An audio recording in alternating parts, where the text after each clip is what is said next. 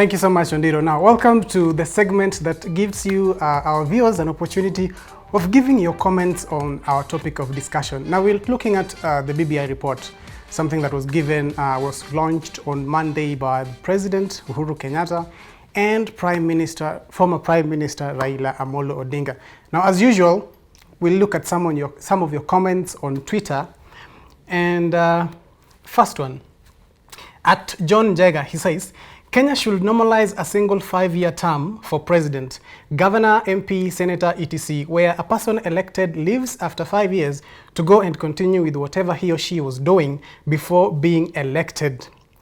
E.g., teaching for me, career politicians are perennial vultures. Now, Mwalimu John says 5 years. Okay, I agree with him. If you look at what President Uhuru Kenyatta was saying, that he needed almost 10 years to make sure that his development plans go through. But look at the Big Four agenda. How far has it gone? And he has 2 years left, something that we see politicians here and there starting to campaign for 2022. So 5 years, I think it's possible. If only Kenyan politicians do the politics, then immediately after elections, we focus on development. That's my take on that. And I support John fully. Another tweet says, at Wakabado says, I trusted handshake, the BBI, to build a real bridge for better Kenya. Tragically, BBI report falls very short. It's a deception, a conspiracy for 2022 cartels, evil plot against citizen. If you look at the conversation online, we have the five people, the president, the vice president, the prime minister, and his or her 2 deputies. Now, the conversation online is all about some particular names that I wouldn't want to mention. If it's all about that, then how about the other leaders? That is one thing that we should really, really look into. And remember, this is a conversation that is going, and so you can always use the hashtag Debrief or hashtag Metropole Debrief on Twitter.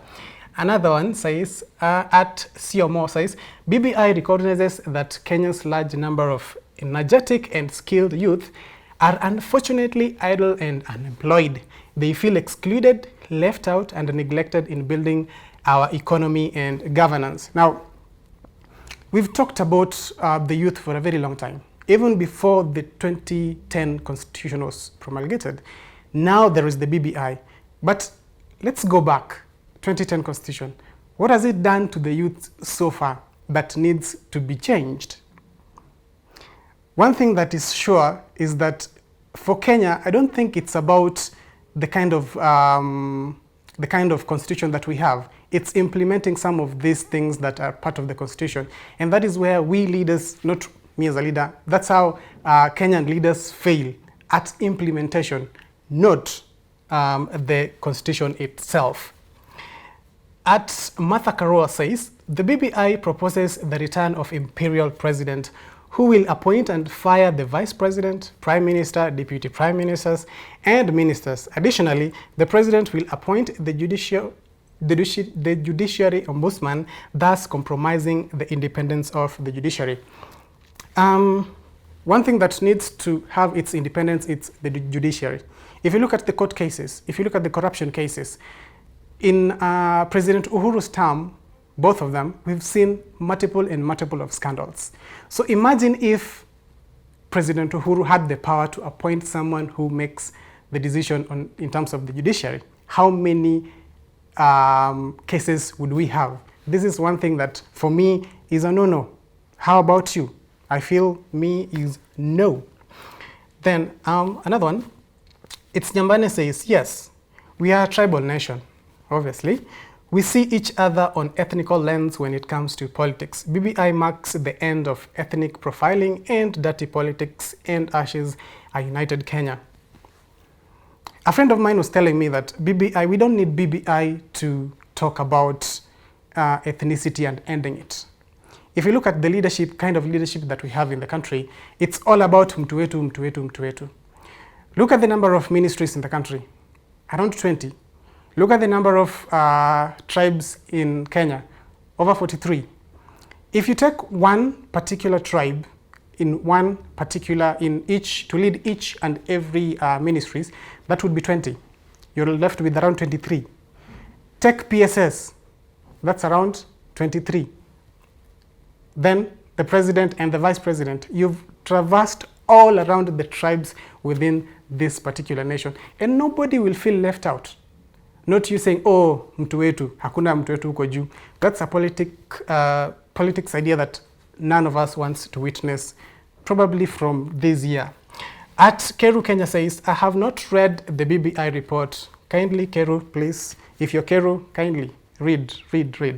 I have not read the BBI report, but if it aims at uniting Kenyans, how comes most leaders could not accommodate the opinions of one person? It makes things most of leaders in Bomas of Kenya where they are, it makes most of leaders in the Bomas of Kenya where they are to please someone, were there to please someone. Let's accommodate every idea. When Dr. Ruto was speaking, he was heckled simply because he had a different kind of thinking, a different kind of ideology. And this is something that is wrong with our nation. If you look at the politicians, they have ideological difference. And most of the time, they go about each other and fight each other ideologically. But when you come to their supporters, now the supporters bring in the emotional part of it. That's why we end up on the streets. That's why we end up killing each other. And if at some point we just speak to one another, this is an event that was meant to bring people together, then why are we heckling at some of our leaders?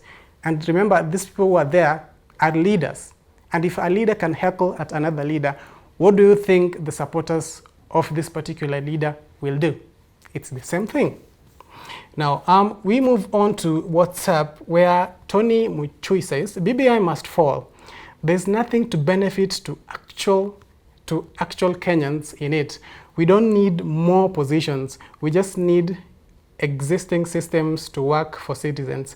They're putting the cart before the horse. I agree with him. Too many positions. But what have we done with the ones that we already had? Look at the development. Is your county developed? Is your ward developed? Now that's a question that you should ask your leader. Let's move over to streets.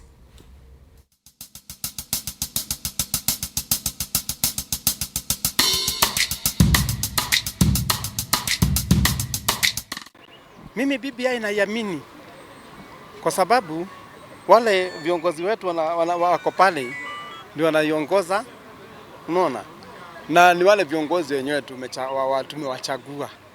Na unajua kiongozi wanga hajichagua kama hajamuliwa kutoka juu.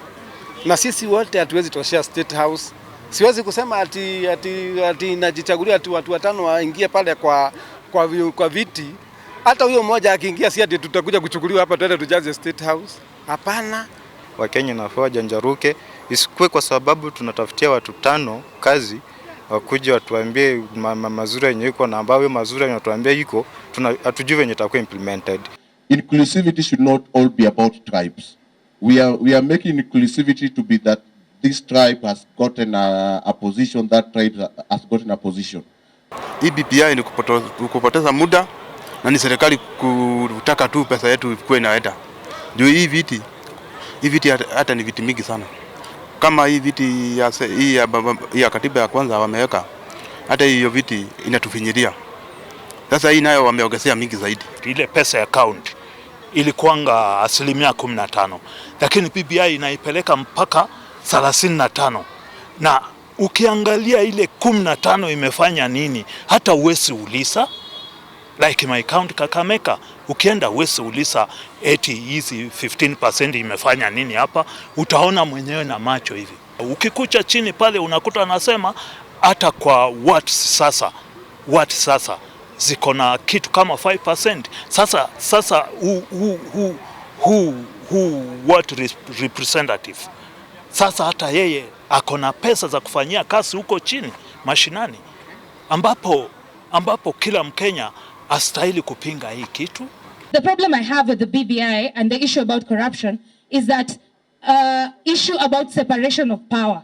separation of power in the sense that, yes, we've been told that there will be an office of the ombudsperson which will look into the matter of corruption and corrupt allegations and charges, and those people who have been brought, called because of corruption allegations.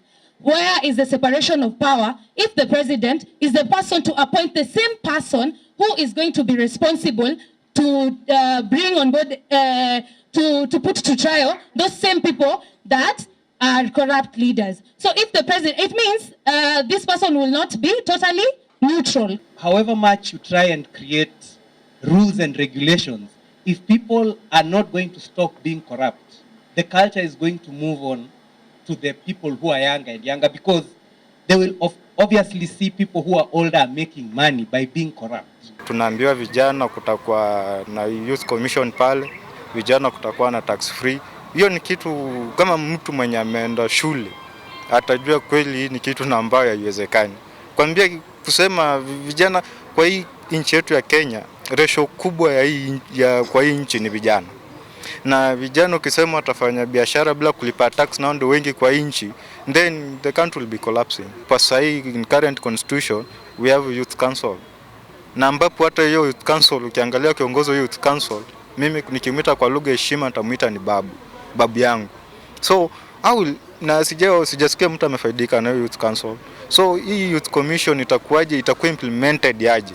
Ndio tukuje tuambie sisi vijana, usituambie ati tutalipa tax. Hiyo ni story, hiyo ni story. I'm not against the tax holiday, but my question is, how can you give who has been filing nil returns a tax holiday? You see, that you benefit from that tax holiday. This tax holiday is basically set up for a few categorized youth.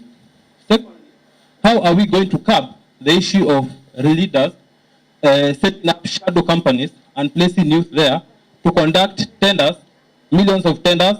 This is in short what BBI we are creating a sense of tax evasion.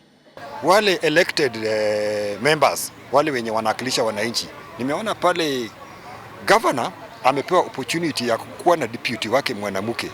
Akiwa deputy ni mwanamke, the governor ni mwanaume. Hiyo ni kitu mzuri sana, sababu ukiangalia my friend, a woman ndio kiongozi ya majority ya boma ya community. Hata boma haiwezi endelea bila mwanamke. Lazima mwanamke akue ndio boma iendelee pale, hata nyumba. So mimi nimesupport hiyo kabisa ya kwamba itapatia women opportunity, sababu wenyewe ni watu wadhaifu. Ile mambo ya kupigana na wanaume inakuanga ni vigumu kwao, na tunawahitaji. Unaona, tukishawahitaji ndio sisi tunakuwa empowered. Tuki-empower them, the community will grow.